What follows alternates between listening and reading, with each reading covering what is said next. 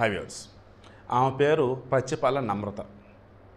ఈ పేరు గతంలో కూడా పలుసార్లు టీవీల్లో పేపర్లో వచ్చింది. కారణం హ్యూమన్ ట్రాఫికింగ్. ఏకంగా ఇక్కడ పుట్టిన బిడ్డలని వేరే వాళ్ళకి అమ్మటం, వేరే వాళ్ళు పుట్టిన బిడ్డలను తీసుకొచ్చుకోవడం వాళ్ళకి అమ్మటం. ఇలా ఆశా వర్కర్లు, ఈమె, వేరే డాక్టర్, కలకత్తా నుండి కపుల్ నేను అందరూ కూడా అరెస్ట్ చేశారు గతంలో. వెనకాల క్లిప్పింగ్ అది. ఆ తర్వాత కూడా ఈమె క్లినిక్ నడుస్తుంది. ట్విస్ట్ ఏంటంటే అప్పట్లో ఈమె క్లినిక్ కూడా ఆల్రెడీ సీజ్ చేశారు. సృష్టి క్లినిక్ అని చెప్పేసి test tube baby center type, Regimental Bazaar area. నేను ఉప్పల బస్ స్టాండ్కి వెళ్ళేవాడిని. అంటే అక్కడ 16 నెంబర్లు బస్సులు ఆగేవి. అంతకుముందు ఉప్పల బస్సులు ఆగేవి. ఇప్పుడు ఉప్పల బస్సులు వచ్చేసి మన రైల్ స్టేషన్ ట్రాక్ దాటి బయటకు వచ్చి అక్కడ ఆగుతాయి. అప్పట్లో నేను బస్ జర్నీ చేసేటప్పుడు ఇది చూస్తుండేవాడిని. జనాలు కుప్పలు వెళ్తుండేవాళ్ళు, వస్తుండేవాళ్ళు. ఇంత ఫేమస్ సెంటర్ ఇది అనుకుంటా ఉండాను. ఆ తర్వాత ఎప్పుడైతే ఆ సెంటర్ భాగవతం పేపర్లో వచ్చిందో, అమ్మ బాబాయ్, ఈ ఐవీఎఫ్ సెంటర్లు, టెస్ట్ ట్యూబ్ బేబీ సెంటర్, వీళ్ళ గురించి మనం అంత నమ్మదగ్గిన కాదు, అన్ని జాగ్రత్తగా ఉన్నప్పుడే ఎవరికైనా సలహా ఇవ్వాలి, లేదంటే సైలెంట్గా ఉండాలి అని అనుకున్నాను. ఇప్పుడు ఎందుకు ఇదంతా చెప్తున్నాను? క్లియర్గా మీకు తమిళలో కూడా చెప్పా కదా, పిల్లలు కావాలనుకున్నారు పొంచుకున్న పెను ప్రమాదం అని. ఐవీఎఫ్ విధానం, ఇంట్రోవేట్రో ఫర్టిలైజేషన్ అంటే చూస్తే లైక్ ఎలాగంటే తల్లి అండం తండ్రి యొక్క స్పెర్మ్ తీసుకొని వాళ్ళు ఆల్మోస్ట్ ఒక బిడ్డ అంటే పిండం ఏర్పడుతున్న మూమెంట్లో గర్భాశయంలో ప్రవేశపెడతారు. టెస్ట్ ట్యూబ్ బేబీ సెంటర్ మీకు తెలిసిందే, టెస్ట్ ట్యూబ్లో పెరగటం బిడ్డ. సరోగసి, తల్లి అండం తండ్రి యొక్క స్పెర్మ్ తీసుకొని రెండు ఇది చేసి వేరే మహిళ యొక్క గర్భంలో ప్రవేశపెడతారు. అది సరోగసి. జస్ట్ ఐవీఎఫ్ఏ, బట్ వేరే వాళ్ళ గర్భంలో ప్రవేశపెడతారు. ఈ సరోగసి ద్వారా బిడ్డను కనటం కోసం రాజస్థాన్ నుండి ఒక కపుల్ వచ్చారు. అప్పటికే ఈ సృష్టి సెంటర్ సీజ్ చేశారు. బట్ మరలా వ్యవస్థలు మేనేజ్ చేసి నడిపిస్తుంది. ఎలా అంటే లైసెన్స్ వేరే వాళ్ళ పేరు మీద తీసుకుంది, అదే సెంటర్ నడిపిస్తుంది. ఈమెకి వైజాగ్లో, కాకినాడలో, కలకత్తాలో, తర్వాత వచ్చేసి మన నెల్లూరులో, తిరుపతిలో, హైదరాబాద్లో ఇలా చాలా చోట్ల మళ్ళీ క్లినిక్స్ ఉన్నాయంట.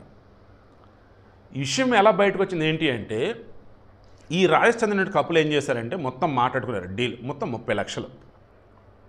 బిడ్డ పుట్టాక వీళ్ళకి అప్పు చెప్పేసి వెళ్ళాలి. ఆ మూమెంట్లో వాళ్ళు ఏమన్నారంటే, ఫస్ట్ మా తండ్రి తల్లి ఇద్దరు డిఎన్ఏలు తీసుకోండి, మా కపుల్ డిఎన్ఏలు తీసుకోండి.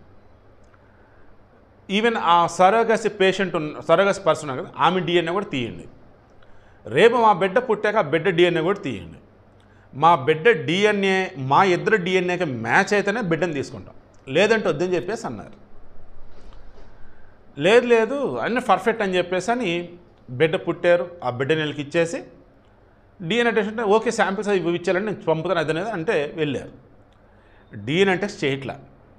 ఈలోపు ఆ బిడ్డకు వచ్చేసి ఏజ్ పెరుగుతున్న కొద్దీ హెల్త్ ఇష్యూస్ వస్తూ ఉన్నాయి. చీటికి మాటికి ఏదో ఒక రోగాలు వస్తున్నాయి.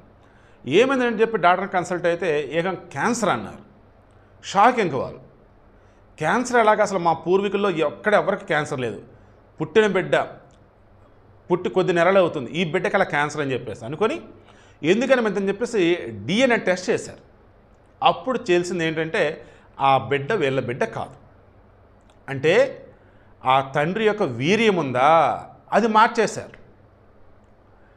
ఇతను వీర్యం త్రూ పిల్లలు పుడతలేదనే మెయిన్ కంప్లైంట్. లేదు నేను చూసుకుంటా అని చెప్పేసి చేసి చివరికి వేరే వాళ్ళ వీర్యాన్ని ప్రవేశపెట్టి బిడ్డ వచ్చేలా చేశారు. ఇక ఇప్పుడు అసలు ట్విస్ట్ ఏంటంటే, ఇలా ఈమె దగ్గర ఈ సృష్టి టెస్ట్ ట్యూబ్ బేబీ సెంటర్, సృష్టి సరోగసి సెంటర్, సృష్టి ఐవీఎఫ్ సెంటర్, సృష్టి పిల్లల సంతాన సాఫల్య కేంద్రం, ఇలా ఏవైతే పేర్లు ఎన్నైతే ఉన్నాయో, ఏడాకు వచ్చి పిల్లల్ని పొందినటువంటి తల్లులు ఎవరైతే ఇప్పుడు వాళ్ళంతా షాక్లో ఉన్నారు. కారణం ఇప్పుడు వాళ్ళ బిడ్డలకు తండ్రి వీళ్ళ భర్త కాదా. ఎందుకంటే వీళ్ళ సెంటర్లో ఇప్పుడు దాడులు నిర్వహిస్తే బోలెడన్ని చోట్ల నిల్వలు, ఏ నిల్వలు, స్పెర్మ్ నిల్వలు. ఆ స్పెర్మ్ను వచ్చేసి ఎవరి దగ్గర స్వీకరించాలి అండ్ స్వీకరించిన తర్వాత దాన్ని ఎలా నిల్వ చేయాలి, ఇలా నెంబర్ ఆఫ్ ప్రొసీజర్స్ ఉంటాయి. అవేమీ ఫాలో అవ్వకుండా అడ్డదిడ్డంగా పిల్లలు కావాలని చెప్పేసి అనుకున్నటువంటి తల్లిదండ్రులని ఈమె ట్రాప్ చేసి బ్రహ్మాండంగా బిందాస్గా బిజినెస్ చేస్తుంది కోట్లలో. విషయం తెలిసిపోయి పాప విజయవాడ వెళ్ళిపోయింది. ఇమ్మీడియట్గా పోలీసులు మొత్తం నిఘా పెట్టేసి అక్కడ అరెస్ట్ చేశారు. ఇక ఇప్పుడు ఈ సెంటర్ నడుపుతున్నటువంటి ఈమె, ఈ మధ్యలో ఏజెంట్లు ఎవరు, ఇప్పుడు ఇవన్నీ బయటికి వస్తాయి. నేను మరలా చెప్తున్నా, గుర్తుంచుకోండి. బిడ్డలు మీకు గనక లేకపోతే ఈ సరోగసీలు, ఐవీఎఫ్లు, ఈ టెస్ట్ ట్యూబ్లు అన్నది అది మీ చాయిస్, నేను అది కాదలను. కానీ నన్ను అడిగితే అనాథ శరణాలయానికి వెళ్ళి పిల్లల్ని దత్తత తీర్చుకోండి. అప్పుడు పుట్టిన బిడ్డలు కొంతమంది ఉంటారు, కొంచెం ఎదిగిన వాళ్ళు ఉంటారు. మీకు తగినట్టుగానే తెచ్చుకొని పెంచుకోండి. మన బిడ్డ కాకుండా పోతాడా ఏంటి అన్న ఆలోచనలు మీకు రానీకండి. మీ బిడ్డే అతను. మీ కడుపున పుట్టినటువంటి వాళ్ళు కూడా ఎంతమంది గొప్పగా ఎదుగుతారు చెప్పండి.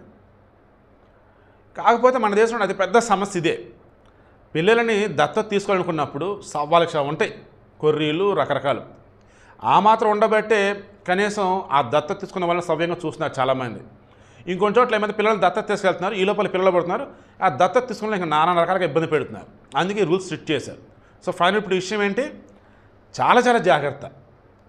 ఖచ్చితంగా వీళ్ళు పెట్టిన కండిషన్ అయితే చాలా తెలివిగా పెట్టారు. బట్ డీఎన్ఏ టెస్ట్ చేయకుండా వాయిదా వేసుకొచ్చింది, చివరికి ఇప్పుడు బయటపడింది. సరోగసీ అయినా, ఐవీఎఫ్ త్రూ అయినా, టెస్ట్ బేబీ అయినా, ముందు ఏ సెంటర్ వాళ్ళతో మీరు మాట్లాడుతున్నారో వాళ్ళతో డీల్ మాట్లాడుకోండి. మా భార్యాభర్తల డిఎన్ఏలు రేపు పుట్టే మా బిడ్డకు కూడా సెట్ అయితేనే మేము మీ సెంటర్లో ఉంటాము. లేదన్నప్పుడు ఇక మాకు వద్ద ఆ బిడ్డ మీకే అండ్ మా డబ్బులు మాకు రిటర్న్ ఇవ్వాలన్నట్టు మాట్లాడుకోండి. సో ముందుగా నేను చెప్పాను, ఈమె దగ్గర ఎంత బ్యాక్గ్రౌండ్ లేకపోతే, పోలీసులని వ్యవస్థను ఎంత మేనేజ్ చేయకపోతే, ఎప్పుడో కేసు అయ్యి సెంటర్ సీజ్ అయ్యి అరెస్ట్ అయ్యి జైలుకి వెళ్ళొచ్చి కూడా మరలా ఇన్నాళ్ళుగా వ్యవహారం నడిపిస్తూ ఉందంటే ఎంతమంది ఇన్ని రకాలుగా ఈమె మేనేజ్ చేస్తుండిద్దో కింద కామెంట్లో మీరే తెలియచేయండి.